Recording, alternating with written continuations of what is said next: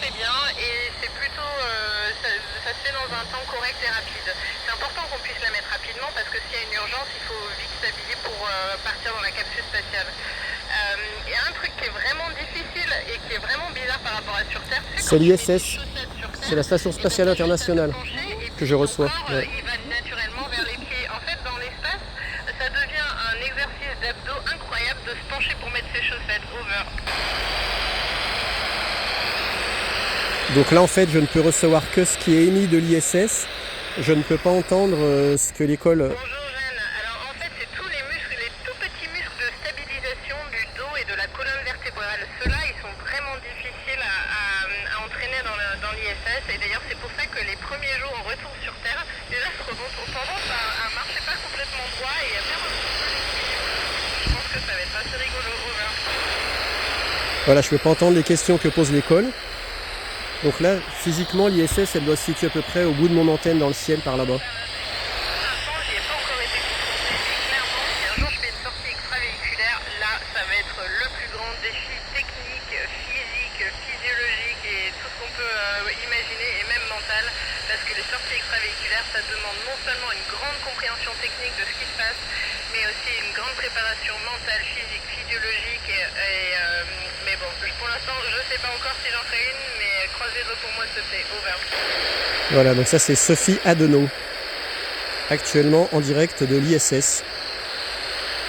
Bonjour Inaya, oh j'ai trop hâte de faire ça. Normalement je vais faire une recette à base d'aubergines et de houmous. J'ai vraiment hâte de goûter ça. Je ferai une petite vidéo sur mes réseaux. Over.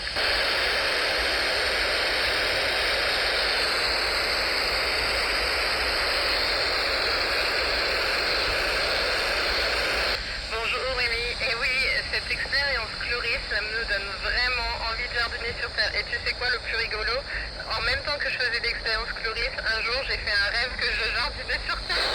Et le matin quand je me suis réveillée, j'avais l'impression, je savais plus où j'étais, j'avais l'impression que j'étais sur Terre. Ça c'est Sophie Adenau en direct de l'ISS qui est en train de passer là-bas, que je chope par radio. Elle communique avec une école en France, parce que l'ISS se passe au sud de la France. Bonjour Léna, écoute-moi, je suis... Elle est en train de répondre aux questions des élèves. Donc si un jour on me dit Sophie, on a besoin de toi pour faire un vol longue durée ou alors à longue distance, que ce soit sur la Lune ou même plus lointain, ben, je serai toujours prête.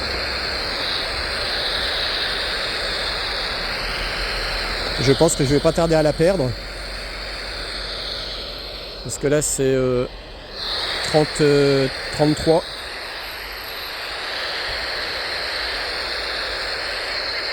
Ouais, je pense que je suis en train de la perdre.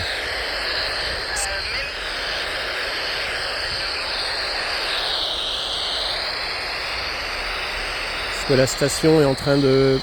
Ouais, peut-être passer par là-bas derrière. Je vais essayer de bouger un peu, voir si des fois je peux prolonger.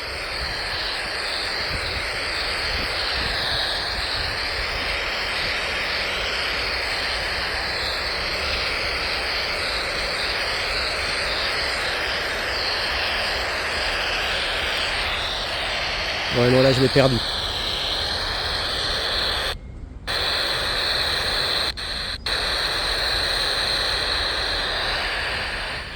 Bon bah voilà, je l'ai perdu, je l'ai eu presque... Ouais, je l'ai pas eu 10 minutes, j'ai eu un peu moins.